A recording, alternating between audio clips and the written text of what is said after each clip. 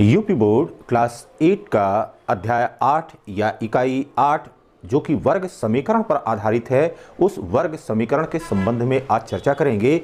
यहाँ पर सबसे पहले हम समझेंगे कि वर्ग समीकरण क्या होता है।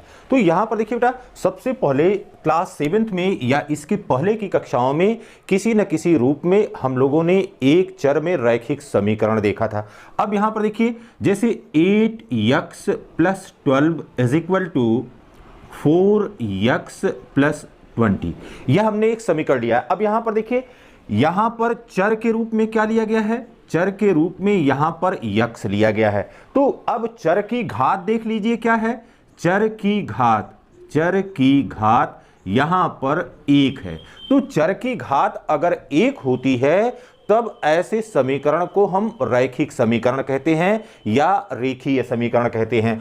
अब यहां पर देखिए, अगर इसको हल करना चाहें कि 8x + 12 = 4x + 20, तो हमने क्या करना है? सबसे पहले पक्षांतर करना है। अब इसको हमने पक्षांतर कर देना इधर, 8x - 4x = 20 - 12। तो चर वाले जो पद थे उसको एक तरफ कर लिया और अचर पद जो थे उन्हें दूसरी तरफ कर लिया। अब यहां पर आ गया 4x = यह 8 के बराबर आ गया, या x = हो गया 8/4 = 2। तो यहां पर x बराबर हमको मिल गया कितने के? 2 के बराबर मिल गया।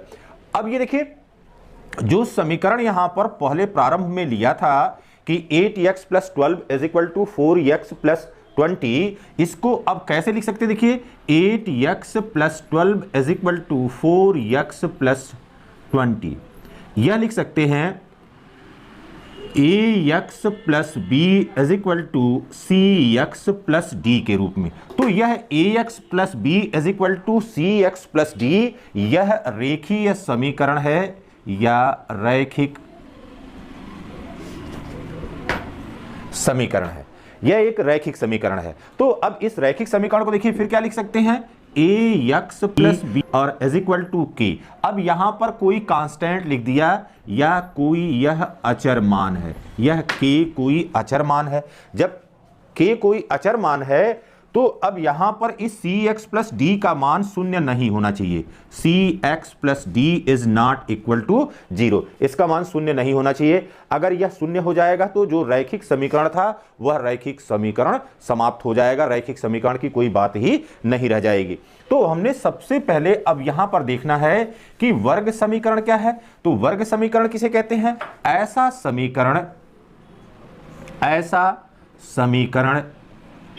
जिसमें चर की घात 2 हो, उसे वर्ग समीकरण या द्विघातीय समीकरण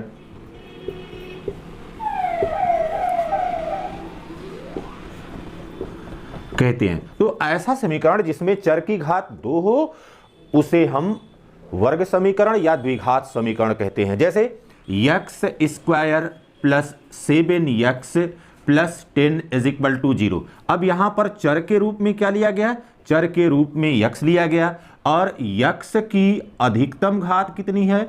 x की अधिकतम घात यह बराबर 2 है, इसलिए यह समीकरण क्या हो गया? इसलिए समीकरण यह वर्ग समीकरण हो गया या यह द्विघातीय समीकरण हो गया।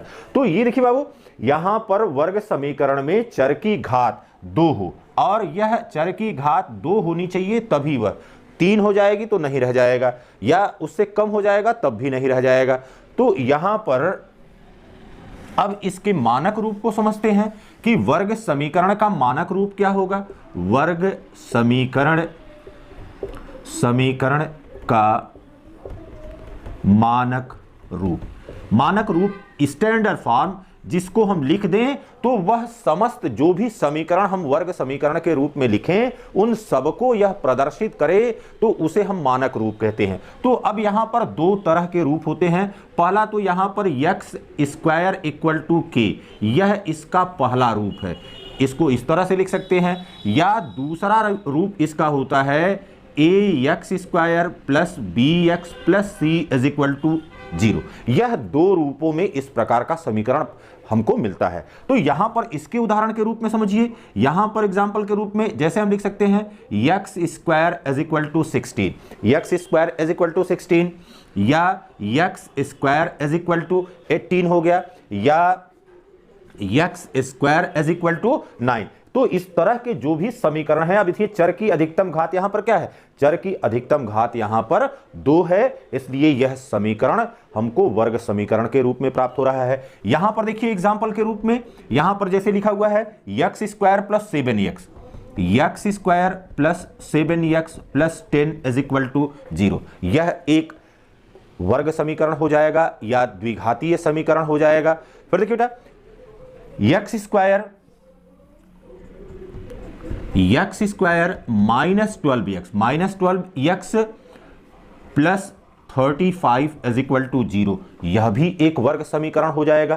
तो वर्ग समीकरण के दो तरह के रूप मिले हमको, एक तो x² is equal to k के रूप में, या दूसरा ax² plus bx plus c is equal to 0 के रूप में। अब हम ये देखते हैं कि वर्ग समीकरण को हम किस प्रकार से हल कर सकते हैं, या वर्ग समीकरण को हम कैसे हल करेंगे। तो यहां पर देखिए मानक रूप x² is equal to k का हल, अगर इसका सलूशन हमने प्राप्त करना है तो इसका सलूशन हमको कैसे मिल सकता है। अब यहां पर यह याद रखिए कि जो मानक रूप यहां पर लिखा कि x² इक्वल टू k, इस x के स्थान पर आप y लिख सकते हैं, z लिख सकते हैं, a b c लिख सकते हैं, m n o p, इस तरह से कोई भी अंग्रेजी वर्णमाला का जो अल्फाबेट है उसको आप लिख सकते हैं। केवल यही आवश्यक नहीं है कि हर दशा में x² इक्वल टू k के रूप में ही दिया हो। तो यहां पर अब सबसे पहली दशा में देखिए कि सबसे पहली दशा में क्या करेंगे, हमने यहां पर x² is equal to k लिया है, इसका हल हमको करना है। तो अब इस तरह के समीकरणों को हल करने के लिए हम क्या करेंगे, दोनों पक्षों का वर्गमूल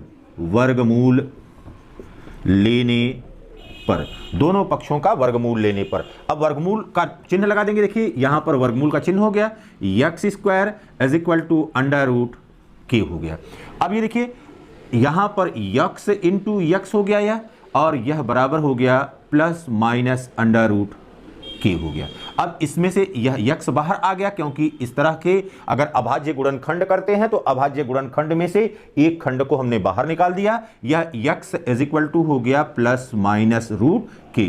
तो कोई भी संख्या इस तरह से अगर दी गई है तो आप जानते हैं जैसे 4 का अंडर रूट क्या होता है, 4 का अंडर रूट यह प्लस माइनस 2 होता है, फिर यहां पर 16 का यह प्लस माइनस 4 होता है, इसी प्रकार से 36 का यह प्लस माइनस 6 के बराबर होता है। तो यहां पर जब हमने k का अंडर रूट निकाला तो यह प्लस माइनस दोनों होगा, क्योंकि दोनों मूल सत्य हैं, इसलिए x के मान क्या हो गए, x का मान या तो प्लस रूट k हो गया या तो x का मान माइनस रूट k हो गया। तो यहां पर इस x के दो मूल प्राप्त हुए, और जब हम वर्ग समीकरण लेते हैं तो वर्ग समीकरण में चर के दो मूल होते हैं।